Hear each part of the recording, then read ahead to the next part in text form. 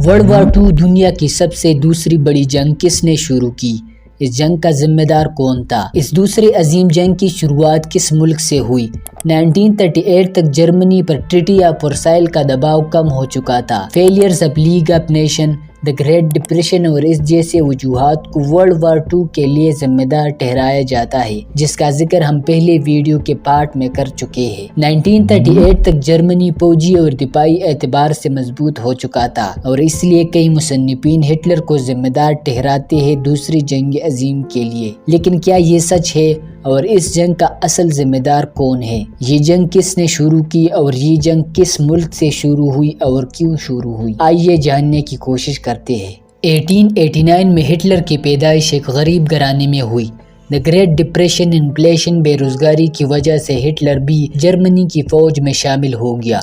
World war I में Hitler ने जान पर खेल कर बहादुरी दिखाई, जिस पर हिटलर को कई फौजी एजाजात से नवाजा गया। लेकिन बदकिस्मती से जर्मनी पहली जंग अजीम में हार गया, जिसका हिटलर को बड़ा अफसोस हुआ। 1919 में हिटलर ने जर्मन वर्कर पार्टी ज्वाइन कर ली। वक्त गुजरता रहा और धीरे धीरे हिटलर इस पार्टी का लीडर बन गया। ये वो दौर था जब जर्मनी पर ट्रीटी ऑफ वर्साइल के अलावा दूसरी बड़ी बड़ी पाबंदियां थी। जर्मन बैंक्स दिवालिया हो चुके थे। बेरोजगारी, भूखमरी और इस जैसे कई मसाइल जर्मनी में पैदा हो चुके थे। जर्मनी में इन सब मुश्किलात का सबसे ज्यादा फायदा हिटलर को हुआ।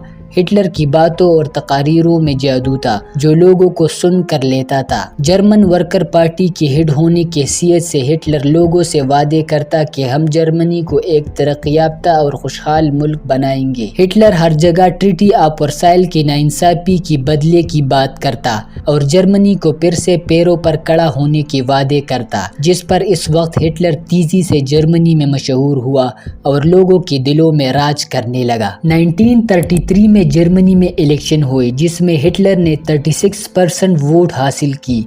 जर्मनी के प्रेसिडेंट हिंडनबर्ग ने जर्मनी में सियासी बैलेंस लाने के लिए हिटलर को जर्मनी का चांसलर बना दिया। हिटलर ने पावर में आते ही तमाम सियासी पार्टियों को नाअहल कर दिया। ट्रीटी ऑफ वर्साइल के तहत जर्मनी अपनी एयर फोर्स और आर्मी नहीं रख सकता था, लेकिन हिटलर ने ऐसा नहीं किया।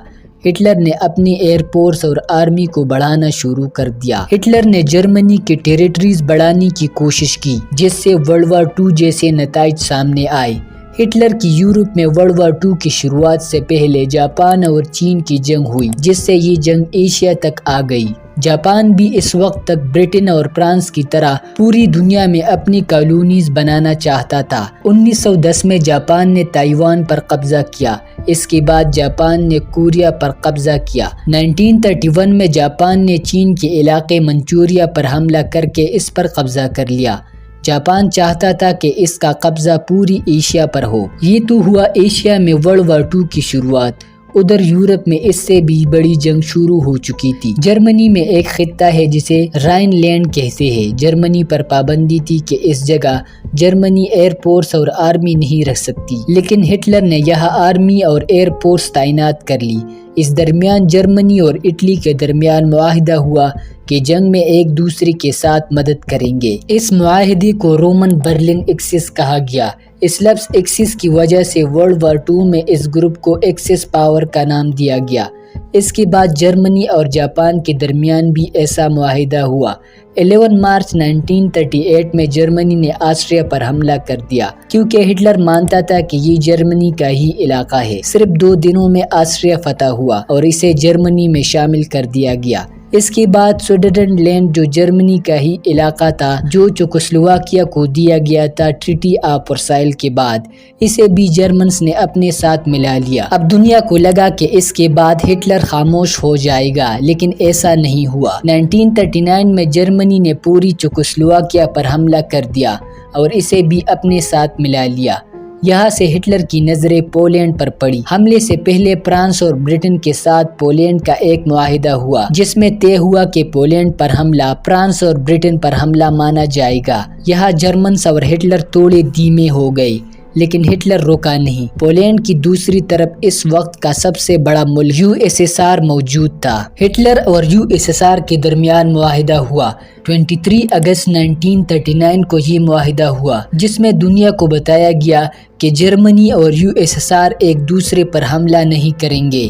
صرف یہی تھا یہ معاہدہ، لیکن حقیقت میں ایسا نہیں تھا۔ اس معاہدے میں یہ طے ہوا کہ جرمنی پولینڈ پر اس طرف سے حملہ کرے گا اور USSR دوسری طرف سے۔ پولینڈ پر قبضے کے بعد دونوں ممالک میں پولینڈ آپس میں تقسیم کر دیا جائے گا۔ 1 ستمبر 1939 کے دن جرمنی نے پولینڈ پر حملہ کر دیا اور ورلڈ وار 2 کی شروعات ہوئی، کیونکہ پولینڈ پر حملہ فرانس اور برٹن پر حملہ تھا، اور اس طرح اس دنیا میں دوسری جنگ عظیم کی شروعات ہوئی۔